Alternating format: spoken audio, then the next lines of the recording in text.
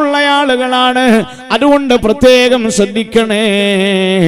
ഏറ്റവും കൂടുതൽ ആദരവ് നൽകപ്പെടുന്നത് അല്ലാഹുവിനല്ലാതെയാകുമ്പോൾ അത് ആരാധനയായി മാറുകയാണ്. ആദരവ് ആരാധനയായി മാറിക്കഴിഞ്ഞാൽ അത് ശിർക്കിലേക്കാണ് കൊണ്ടെത്തിക്കുന്നത്. അല്ലാഹുവിൽ വിശ്വസിക്കുന്ന ഒരാൾക്ക് അൽ ഈമാനു അൻ തുഅ്മിന ബില്ലാഹ്, അല്ലാഹുവിൽ കൃത്യമായി വിശ്വാസം ഉൾക്കൊണ്ട ഒരാൾക്ക് അതിനപ്പുറം മറ്റൊരാളോട് ആദരവ് കൽപ്പിക്കാൻ കഴിയില്ല. അതിനപ്പുറം ഒരാളെ ആരാധനയുടെ ഭാഗമായുള്ള ആദരവ് നൽകാൻ കഴിയില്ല. അതുകൊണ്ട് മുഅ്മിനീങ്ങളെ ശ്രദ്ധിക്കണം. നമ്മൾ അത്തരത്തിലുള്ള രീതികളൊക്കെ ഇന്ന് വളർന്നു വന്നുകൊണ്ടിരിക്കുകയാണ്. നമ്മുടെ കുട്ടികൾ പോലും പറയും ഞാൻ ഇന്നയാളുടെ ആരാധകനാണ്. നമ്മുടെ കുട്ടികൾ പോലും പറയും ഞാൻ ഇന്നയാളുടെ ആരാധകനാണ്. ഫുട്ബോളിൽ മികച്ചു നിൽക്കുന്ന വ്യക്തിയുടെ ആരാധകനാണ്.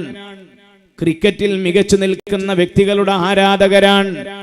സിനിമാ രംഗത്തുള്ളവരുടെ ആരാധകരാണ്. അങ്ങനെ ഒരുപാട് ആളുകൾക്ക് ആരാധന കൽപ്പിച്ചു നൽകുന്നു നമ്മളെങ്കിൽ അൽ ഈമാനു അൻ തുഅ്മിന ബില്ലാഹ്, അല്ലാഹുവിലുള്ള വിശ്വാസത്തിന്റെ ഗതി എന്താണെന്ന് നാം തിരിച്ചറിയണം. അല്ലാഹു നമ്മെ കാത്തുരക്ഷിക്കട്ടെ. സമയക്കുറവുണ്ട്, ഞാൻ ചുരുക്കുകയാണ്. രണ്ടാമത്തത് എന്താണ്? വമലായികതിഹി, മലക്കുകളിലുള്ള വിശ്വാസമാണ്. അല്ലാഹുവിന് മലക്കുകളുണ്ട്.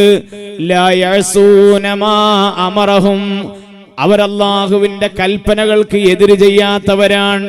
എപ്പോഴും അല്ലാഹുവിനെ ഇബാദത്ത് ചെയ്തുകൊണ്ട് ഇബാദത്തിൽ മുഴുകി ജീവിക്കുന്നവരാണ്. അവർക്ക് അന്നമോ ഭക്ഷണ പാനീയമോ ഉപയോഗിക്കലില്ല. അവർക്ക് തീറ്റയും കുടിയുമില്ല. അവർക്ക് ഉറക്കില്ല, വിശ്രമമില്ല. സദാ ഇബാദത്തിൽ മുഴുകി ജീവിക്കുന്ന ഒരു വിഭാഗമാണ് മലക്കുകൾ. ആ മലക്കുകളുടെ എണ്ണം ആർക്കും അറിഞ്ഞുകൂടാ. ലാ യഅലമു അദദുഹും ഇല്ലല്ലാഹ്.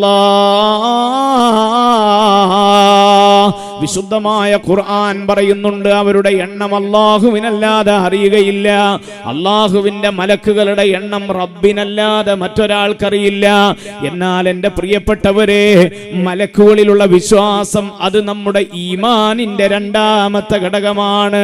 മലക്കുകൾ ഉണ്ടെന്ന് വിശ്വസിച്ചാൽ മാത്രം പോരാ.